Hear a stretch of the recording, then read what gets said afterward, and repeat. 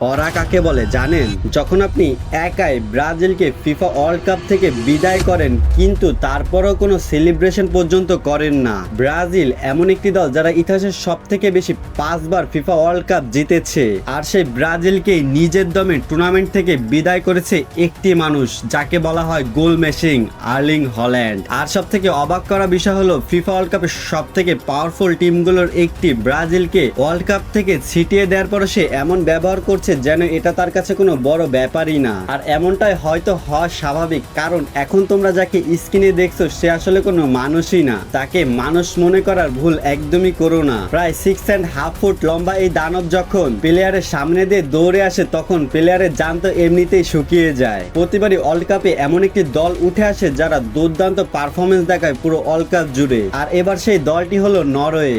যেমন 2018 সালের বিশ্বকাপ মনে আছে, ক্রোয়েশিয়া ফাইনাল পর্যন্ত গিয়েছিল, আর ঠিক নরওয়েও এবার সেই কাজটাই করছে, আর এর পিছনে দাঁড়িয়ে আছে একজন দানব আর্লিং হাল্যান্ড।